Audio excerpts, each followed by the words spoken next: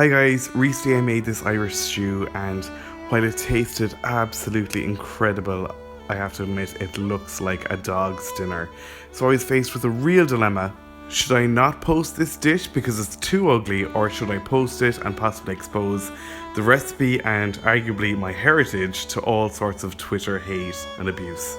I decided to go ahead and post it because if you don't want to cook something that looks ugly, that is completely up to you and I respect that. But if you don't care and want to cook something that's really hearty and sustaining and nourishing and tasty, then this is for you. And it's also really easy, so I think you just go for it. Start off with about 1.5 kilograms of lamb chops, no less than an inch thick. And trim off as much fat as you can off them, but reserve the fat because you're going to want that later. Once you're finished with all the chops, you're going to take all that fat and put it into a frying pan to render out a few tablespoons of fat. Don't worry, you're not going to eat all this fat at all, you're just going to render out a little bit, discard the rest, and then fry or saute your vegetables in it later. Then peel 7 medium onions. If you've got big onions, use less. If you've got small onions, use more. But it's important that when you peel them, you leave the root attached so that the whole onion will keep together and not just break up and dissolve into nothing in the stew. Then halve through the root, which will keep both halves together during cooking. You then take about 6 large carrots or a good bunch of smaller carrots and peel them and chop them. The important thing is that they're all chopped the same size so they'll all cook evenly.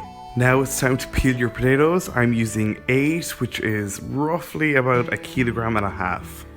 Though specific weights and measurements really aren't traditional with this stew, it's really more a case of whatever you have, you chuck in the pot and cook it all together. Next, you're going to take all that trimmed fat from earlier and over a very low heat, render it down so that you have just enough fat in the pan to saute your meat and vegetables. Don't worry though, all this unrendered fat is going to be taken off and disregarded.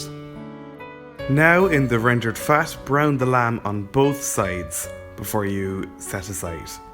This is probably going to have to be done in a few batches because there's an awful lot of lamb to cook. Now in the same pan, chuck in your carrots and onions from earlier. Toss until they're lightly brown and remove from the heat. Now remove all that excess fat before you deglaze the pan with 1 litre of lamb stock. Now you're going to build the lamb, carrots and onions up in layers in a casserole and make sure you season in between each layer. Now top it up with that lamb stock that was used to deglaze the frying pan. Now add the peeled potatoes to the top of the stew so that they will steam. Now season the potatoes and add a good sprig of thyme, a good few branches. Then bring it all to the boil, clamp the lid on and remove it to the oven. Now roast at 180 degrees Celsius for 1.5 hours. Now while that's roasting, it's time to make a roux to thicken the juices in the stew once it comes out of the oven.